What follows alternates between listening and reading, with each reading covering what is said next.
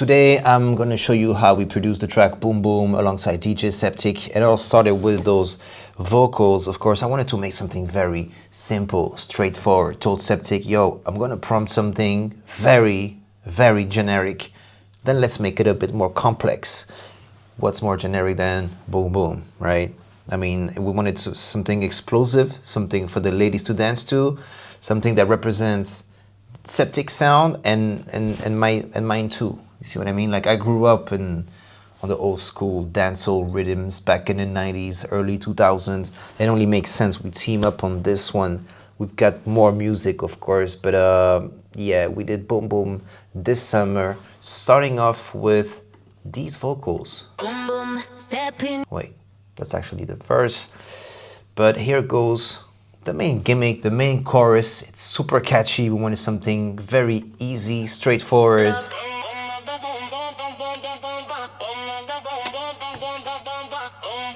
I mean, it's right there, right? That's already a very strong element on the song. I'm gonna take it to the first chorus, break down this production, which is in the end very simple. But you know, it's not simple to make something simple.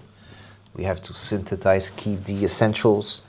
And I really like this record because I feel like this is what we managed to do with this one.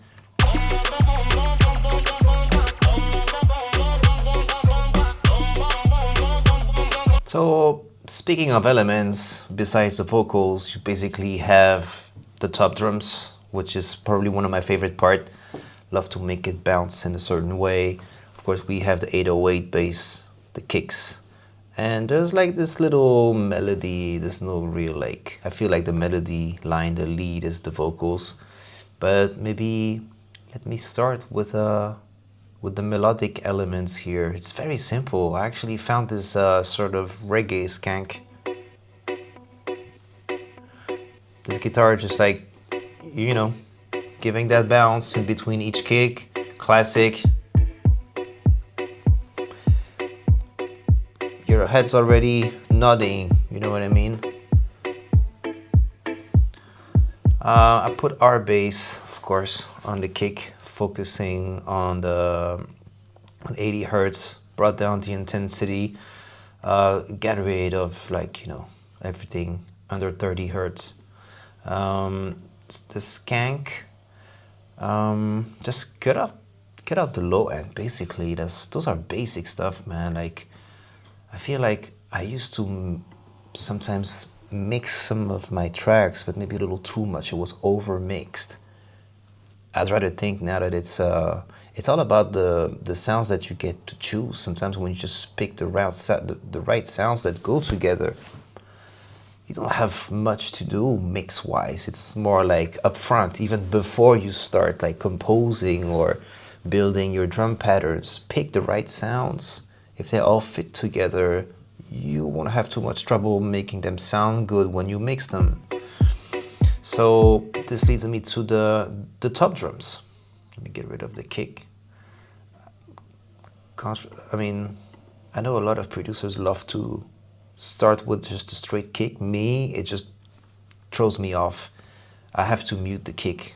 I don't know why. I feel like it's limiting me. I'm limiting myself when just leaving this 4 to the floor. I mean, I know it's gonna, you know, drop at some point. So I like to mute the kick.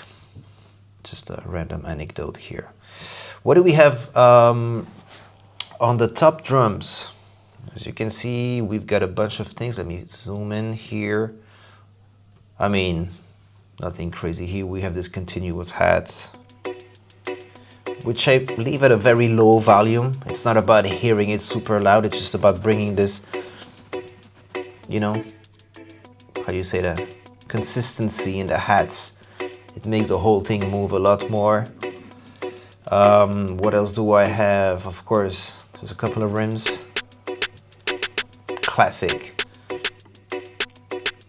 And see, again, like, I just like maybe turn this down on 1200 hertz. The hats, I mean, I just get rid of this here, but nothing crazy. I believe like everything is more on the bus. We'll talk about this in just a minute. What else do we have? Wood block. Root block. It's not even a wood block, but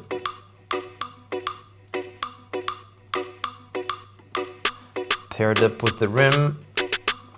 Continuous hats. And now we've got some sort of Latin drums. I know Septik did that.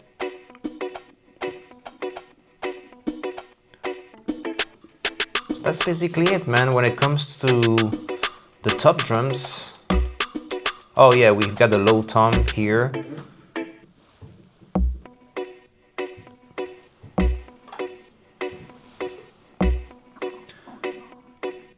Regular hats, just right in between the kicks.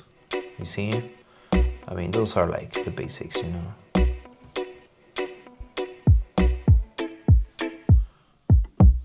Bring those back. The two rims, continuous hats. And there we go. We have our drum patterns. It's bouncing. That skank is all we need. That guitar skank. What else do we have left? 808, of course. We kept it pretty simple again.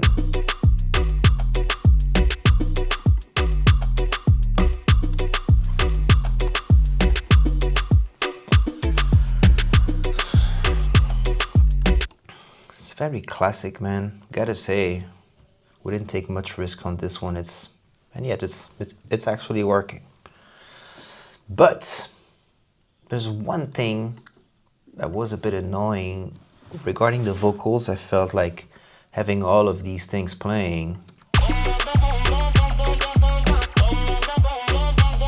I mean, it's cool, it's already working, but it's missing something. Came up with this element here. I was just looking for some random flute. You know, I love flutes and all these types of instruments. And I found this. And I could hear literally boom, boom, boom, boom, boom, boom, boom, boom, boom, doo, doo, doo. So you can barely hear the flute. Like, I mean, let's be honest, I'm pretty sure no one noticed there's a flute layering the vocals, and yet it's not saying anything, just sort of giving the same rhythmic, more or less, but put together.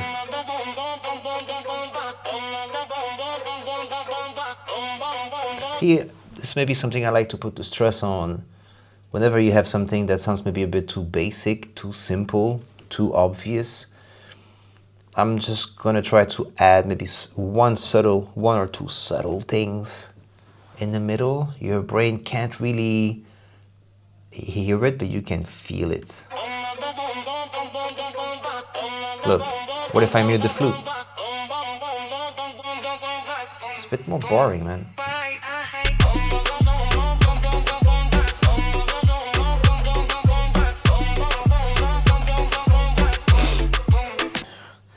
What I put, I mean, let's go over some of the effect chains. 808. Put I don't even know how you say his name. Sheps 73 from Waves. Love the drive that they have there. I kept it on 20. Added a bit of low end, but pretty much kept it this way. But yeah, it's true that, you know, when you hear the distortion, when you mute it, without it, with it. See what I mean? CLA to A, classic. Not such crazy compression, but still.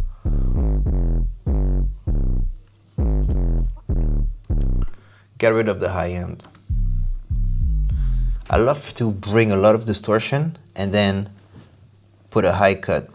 I mean, cut the high end, because I feel like it's still like, you can still feel the grimy sound that the distortion brought in, but we just close it, so it's like hiding a monster, but you can still feel it. You can feel its presence. And then simply I just added a compressor, sidechained on the kick. I know some producers are not really fan of this. I like to have the kick on top of everything, and then, you know, have the the 808 coming right after. You know, like, if that makes sense, of course. But fast attack, of course. Short release. Threshold is pretty low, but I turned down the ratio so it's not too crazy. So here's the kick in 808.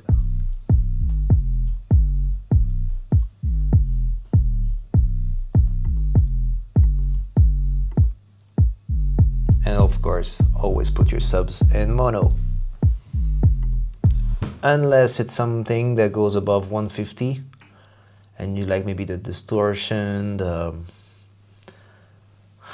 crispiness that it's giving. Sometimes I will have two 808s, one that takes care of everything under 150 and have another one that plays more in the mid and high ends with the distortions, the little subtle things that, you know, make this 808 unique.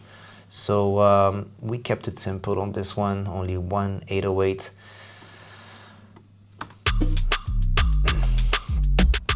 Of course, we got influenced by the whole shatta movement where, you know, contrary to the Moombahton productions, it's about taking things down. Take down elements, use silence. Silence is an instrument. Silence is a note. It's important. I gotta say, Septik is pretty dope when it comes to arrangement. He loves to take things out and bring back the vocals in such a way where, if I have to take you to the first verse, for example, he really stripped everything down and made these vocals stand out.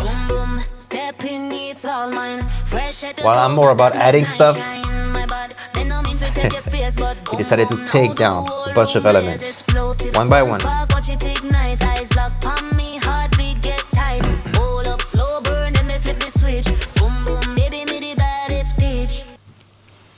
So that's basically it, guys.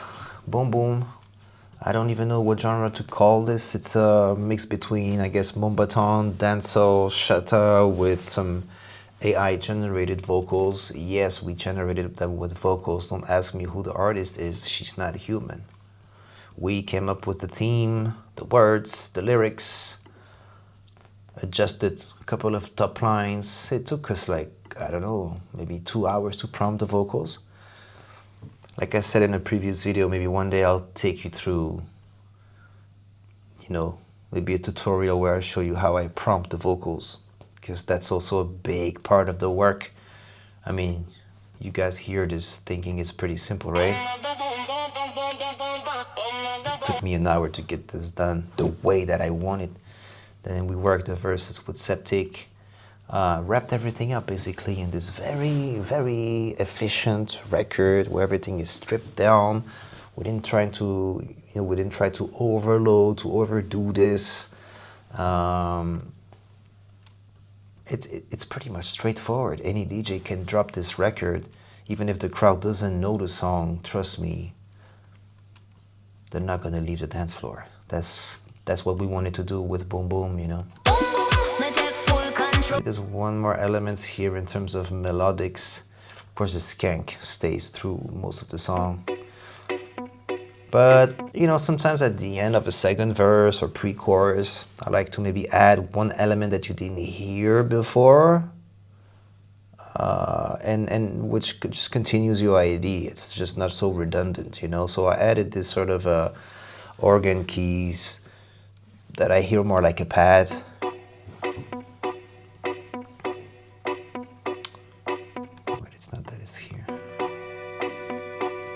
First of all, I layered the skank here with an organ, and then comes this sort of pad, basically.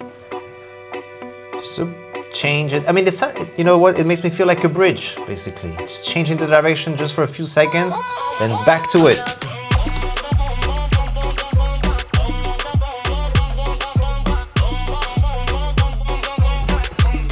That's pretty much it, guys. Boom Boom is out on every platform.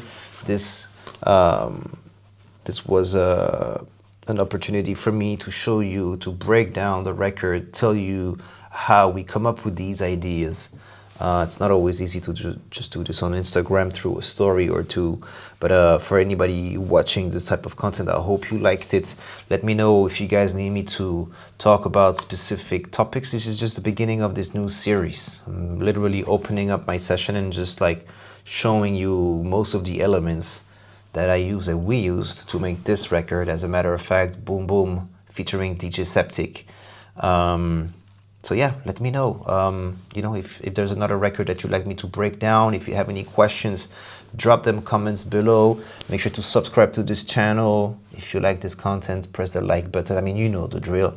We're starting this thing on this YouTube page now, taking you through the different creations that we have here. So I hope you guys enjoyed this content. If you don't know me, my name is Psar. I'm a DJ and music producer based in Brussels, Belgium.